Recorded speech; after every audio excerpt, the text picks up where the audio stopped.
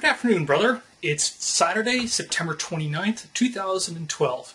So a few pieces of information that I picked up recently. First off, Curiosity has been spending a lot of time looking at the ground and has been finding a lot of rounded rocks.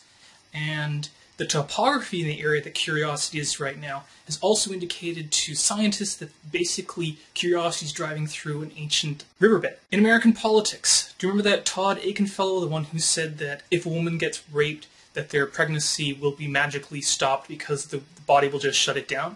Initially, Republicans were like, oh my gosh, this person is horrible, he doesn't stand for our beliefs. And they're now back and funding him again and supporting him on the campaign trail, mainly because he refused to drop out of the race and they don't have a replacement. So they're going with what they have, even if the guy is despicable. The two Vlogbrothers both seem to have a certain amount of fear of heights. John had such a fear that he had difficulty getting up on top of a table, standing on a table. And it reminded me of my own fear of heights and what has in the past overcome it.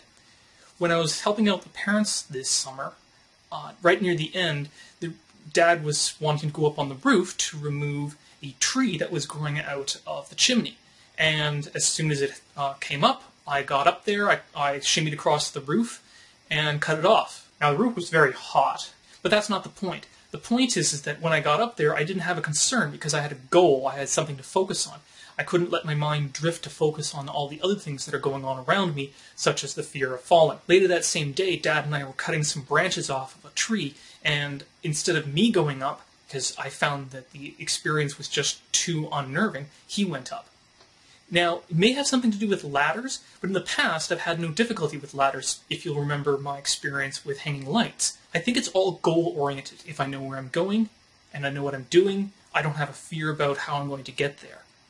It's as soon as I have a moment to pause, to rest, to contemplate, to think, that I start to get afraid. In the most recent vlog post, Hank Green talked about paths and alternate realities, and I'm not sure if he meant for them to be linked, but I think there is a significant connection to them.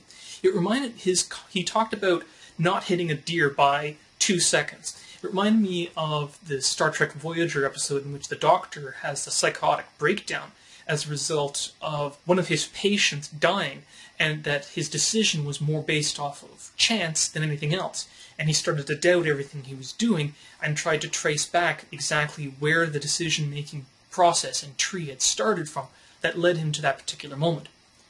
I think that there is a certain amount of causality that one has to be concerned about, but I think there also has to be a certain amount of acceptance that beyond a certain point, noise or chaos kicks in, and there's not much that you can be responsible for.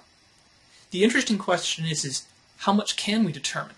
And since there's the philosophy of determinism, there's the question of, if all can be determined and all can be measured, then is there really a path? Is there really a chance? Could things have turned out any other way? Is it a matter of fate, then, that we are trapped and that there's a continuous path that we have no destiny to stretch ourselves beyond? I can't think of anything else to talk about right now. I hope you've been well, and I'll talk to you soon.